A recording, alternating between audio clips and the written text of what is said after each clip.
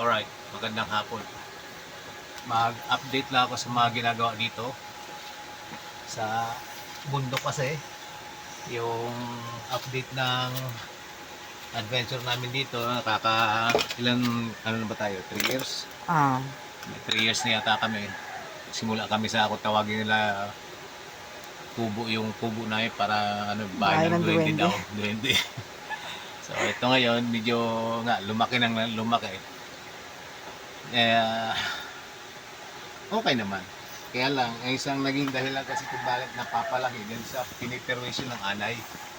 So, itong babae na to, bumagsak na lang ito. Kung mapakita ko ni Mami siya. bumagsak na. So, bumagsak ito. Kaya ang ginawa ko ngayon, kaysa itaas siya, ginawa na parang second floor. So, sakig na ngayon niya, nandun sa taas yung bubong. So, magagamit ito later on yung space na to, lalo't nandito nakaparada yung motor na hindi nagagamit. Natenga yan since binili ko ni hindi pa yan na hindi ko pa nasakyan. Subo. Alright, so akyat tayo para makita natin ang mga upgrade o improvement. And ayan, tingnan natin ito. Yung hagdan na nakaharang, medyo maluwag na siya. Hindi na basta tatanggalin to eventually. And yan, so mas maluwag na siyang dadaanan. And ito mga poste, sinunod-sunod ko na para ito, dito na talaga pinakamatibay na part. Kasi nakakatakot ito mula doon sa bagyong Karina. Grabe ang takot namin dito na para akala mo iaanod kami sa sapa. So, Ayun sa pa. ayan, yung isang Lapit. reinforcement dito. Kaya, so dito, pasok tayo dito sa para maakyat natin sa loob. Okay. So hindi pa man ito gawa. Dito na nagsipagtambayan yung mga alaga namin. Ayan, si Rocky. Rocky, ibang salita niya eh. Rocky. Gingangguli. Rocky. Gingangguli washiwa. Ah. Tapos si Avatar. Si Zola. Si Luna. Wala lang dito yung pasaway na feeling privilege na si Lady. Sobrang abusado sa kaya yun. Ano naman nandun? Okay, so ito, yun nga, nakataas na yung bubong. Hindi pa siya tapos dahil sa kulang pa yung mga reinforcement. Ito, mga nakalaylay pa. Nagdudugtungan ko na lang yan. Pero at least may bubong na nakakatrabaho na ako dito sa baba. Ito ang sinasabi ko ng mga naging perwisyo na ang anay. Ayan.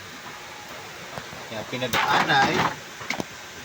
So, pinakailangan paglalaglagin, yun na yan.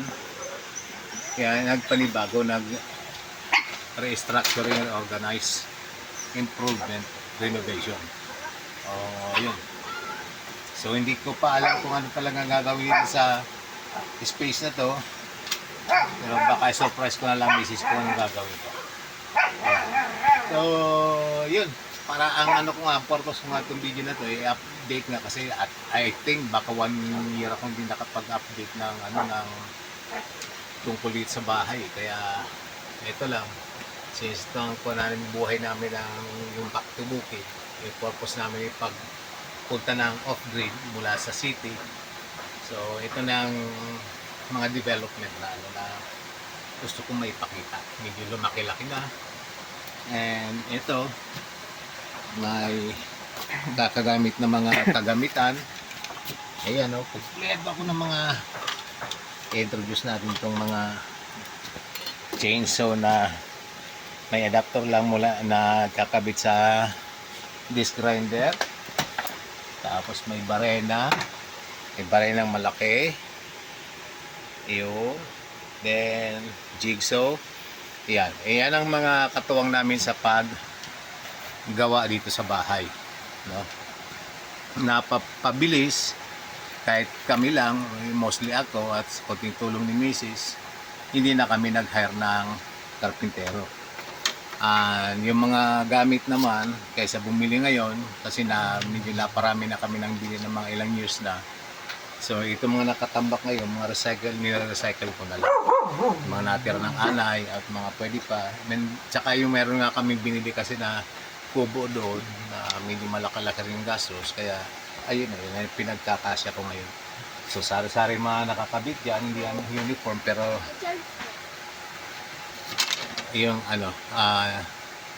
nagawa siya at isa gagawa. Okay, so yun lang at ipakita mo nga saglit yung solar lights, yung floodlight. Ayan, floodlight. Meron din sa baba, meron din dito.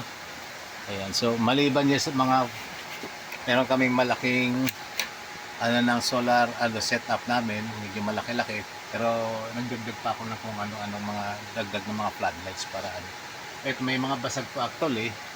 Tiritoke ko na lang. Wait lang yung salita. Ritoke ko na lang. May nilagyan ko ng plastic. Pero hindi pa rin pwedeng ilabas. Kaya hanggang sa loob na lang siya. Pero ganoon pa man, talagang maganda siya pag emergency. Ano man niwala kami ng kuryente, meron pa rin ilaw kahit paano. And yun, ang mga i-discuss ko siguro iba pa yung pag sa tubig. Ayan. Mga project na gusto ko pang tapusin. Baka gumawa ng fish pond, yung mga ganon. Pero right now, na-focus muna sa sa pag ng bahay. Gawa ng bahay, improve kasi lumaki na ito ng lumaki dahil sa kagagawa ng mga anay. And hindi sana to natenga nung pa sana to nagawa kung hindi gumawa ng tulay. Pakianuan mo nga mami yung tulay. Kunan mo nga doon. Kasi kuwang-kuwa na yan dito. Baka dito sa may side na ito. Ayan. So inabot din ako din ng I think 1 month. Tapos paggawa dyan. Kaya medyo natingga ito. Ganun pa ito ngayon. Natuloy na. Natuloy na itong gawa na ito. Kaya all good. Natatapos din to. Kaya itong video lang na to ay kunting update and as usual gumagawa ko ng mga parang chronology ng improvement ng ginagawa dito sa mga buhay-buhay namin dito sa bundok. So yun lang kasi mukhang 1 year ako hindi nakapag-update dito. Kaya ito isang update lang ng aking mga adventure namin ni Mrs. Mrs. pala yung nagbibideo. Ako ang binibideo. So yun lang. Maraming salamat.